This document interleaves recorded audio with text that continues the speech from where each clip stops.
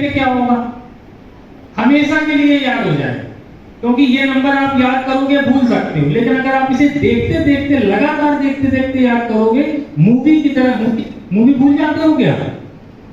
क्योंकि हम लोग उसे देखते रहते हैं, दिल से देखते हैं, तो वो कभी नहीं भूलते।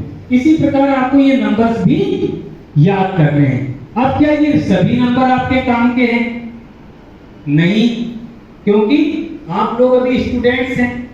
जो बच्चे अभी जिनकी उम्र 18 साल से कम है, जिनकी उम्र अभी 18 साल से कम है, उनके लिए इतने नंबरों में सिर्फ एक नंबर ज्यादा काम का है, 1098। 1098। अभी मैंने जो आपको नंबर बताया था वो 182 था, यानी वो उस समय के लिए ही वैलिड था जब आप ट्रेन से जा रहे हो। रेलवे प्रोटेक्शन फोर्स आपको कब हेल्प करती है? जब आप ट्रेन से जा रहे हो या ट्रेन में आपके साथ कोई भी घटना घट जाएगी तो आपकी हेल्प कौन करेगा? Railway protection force. लेकिन अगर आप मान के चले झांसी में कहीं गए और खो गए, हो सकता है, या मान के चले आप अपने पापा मम्मा के साथ कहीं गए और खो गए। अभी कुंभ का मेला लगा था, कौन कौन गया था घूमने? देखो इतने बच्चे गए थे। अच्छा चलो हम लोग कुंभ के मेले से छोटी सी प्रैक्टिस करते हैं, साथ दोगे ना? लेकिन चुपचाप तो हो। अच्छा कितने बच्चे आप लोग पढ़ने में बैड बच्चे हैं?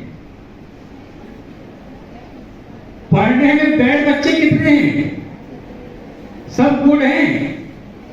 तो गुड है तो ताली तो बजा सकते हैं। तो यहाँ पर बच्चों हम लोग एक छोटी सी बात करेंगे। अभी हम लोग बात कर रहे थे कि कुंभ के मेले में ज्यादातर बच्चे गए। कुंभ के मेले में बहुत भीड़ थी, लाखों लोग आए हुए थे, बीच में भगदड़ भी हुई थी। फॉर एग्जाम्पल आप किसी ऐसी जगह पर गए और वहां भगदड़ हुई और आप खो गए, हो सकता है? हो सकता है। चलो खो गए, अब खोने के बाद कितने बच्चे खुशी से झूमेंगे? कोई नहीं। अच्छा कितने बच्चे रोने लगेंगे?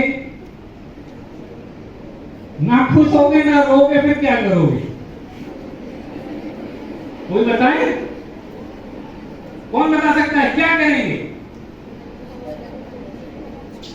अपने आप से पूछो बेटा, अपने आप से पूछो, क्योंकि इसके आंसर आपको अपने आप से लाने हैं। हाँ बेटा।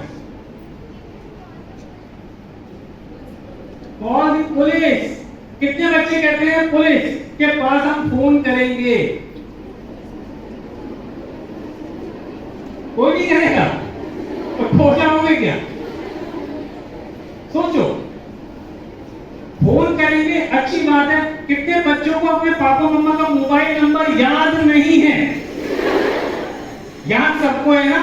तो बजा लो ताली। तो बच्चों ये चीज आपको क्यों बता रहे हैं? क्योंकि पापा मम्मा का मोबाइल नंबर आपको याद होना चाहिए। डायरी में लिखने से काम नहीं बनेगा। आपकी स्कूल डायरी में लिखा होगा क्या? उससे काम बनेगा?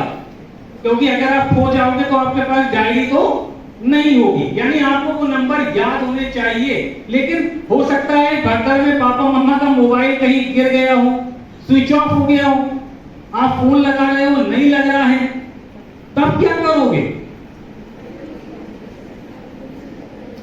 सोचो। कोई बताओ, जो बताएगा सब लोग उसके लिए ताली बजाएंगे। हाँ, चाइल्ड हेल्पलाइन पे कॉल करेंगे, बजा दो ताली भी इस बात पे। चाइल्ड हेल्पलाइन का नंबर क्या है? 1098। जब भी आप रखेंगे, जब भी आप 1098 पर कॉल करेंगे, आपको एक शक्ति दीदी, एक पुलिस वाली आंटी होती हैं, वो आपको शक्ति दीदी के नाम से आपका फोन रिसीव करती हैं। अब आपको ध्यान रखना है कि जब आपने फोन किया तो वो आपसे आपका नाम पूछेगी,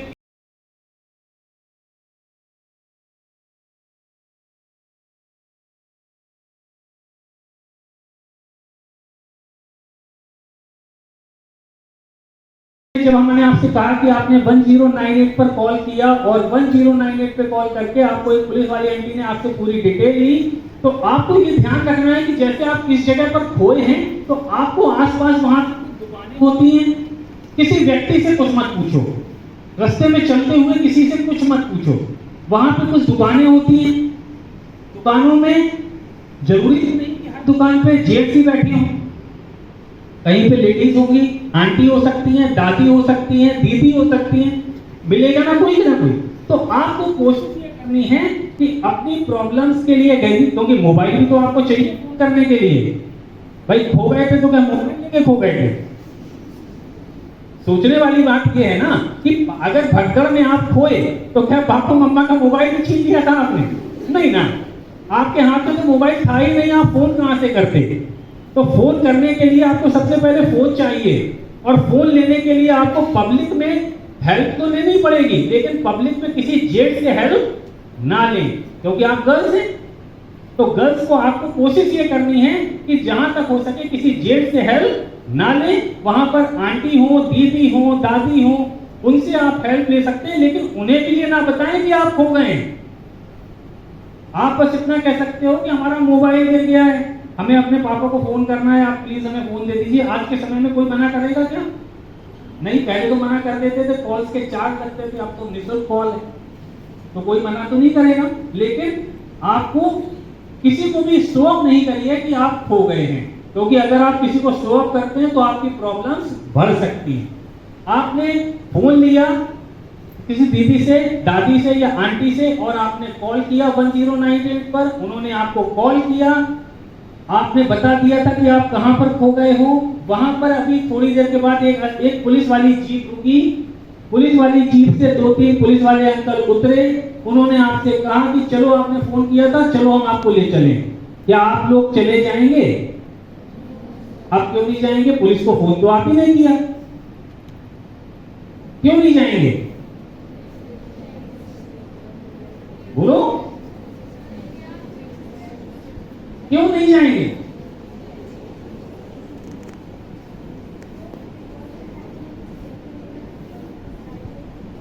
बिल्कुल, यहां पे बजा दे ताली कि यहां पर हम लोग सबसे पहले तो अनजान हैं कि वो लोग जो आए हैं वो कौन है, क्योंकि वर्दी में तो दिख रहे हैं। पहली बात तो अभी हमने आपसे क्या कहा, किसी जेंट्स से आपको हेल्प नहीं लेनी, और अभी हमने क्या कहा कि पुलिस वाली जीप रुकी और उसमें से जेंट्स पुलिस वाले उतरे।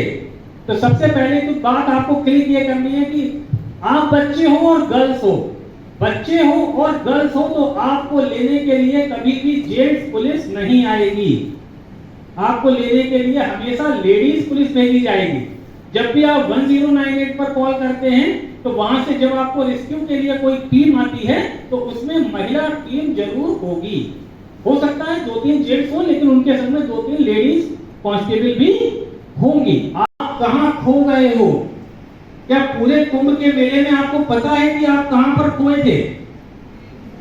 तो उन्हें फोन पर कैसे बताओगे कि हम कहां पर खड़े हैं, कहां खो गए हैं? यानी कि सबसे पहले आप जहां खो गए हैं तो खुशी से तो नहीं नाचेंगे, रोएंगे ही नहीं, तो फिर लोगों को पता कैसे चलेगा कि आप खो गए? कुछ तो करना पड़ेगा। तो यानी आपको सबसे पहले क्या करनी है? अपनी हेल्प करनी है। अपनी हेल्प कौन करेगा? कोई दूसरा आएगा? सेल्फ करनी पड़ेगी। अच्छा, हम आपसे एक प्रश्न पूछें, आपका सबसे क्लोज फ्रेंड कौन? सबसे क्लोज फ्रेंड कौन?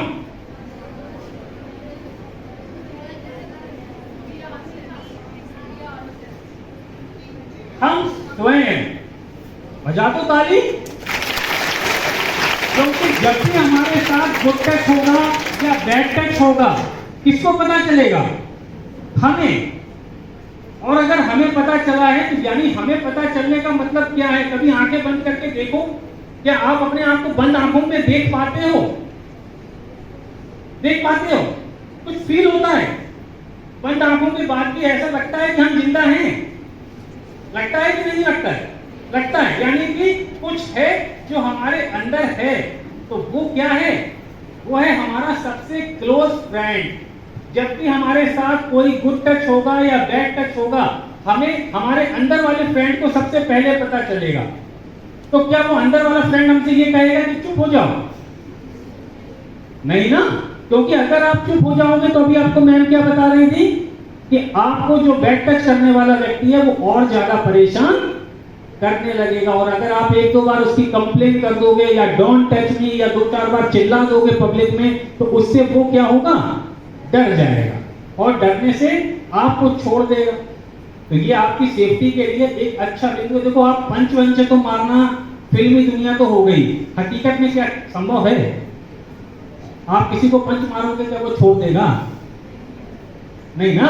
तो इसीलिए आपको ध्यान रखना है, पंच वगैरह इमरजेंसी के लिए तो अच्छी बिंदु है, लेकिन कोशिश आपको ये करनी है कि जहां तक हो प्रॉब्लम से आपको अपने आप को अलग करना है, लेकिन चुप रहकर नहीं, सेफ्टी के साथ। ठीक है?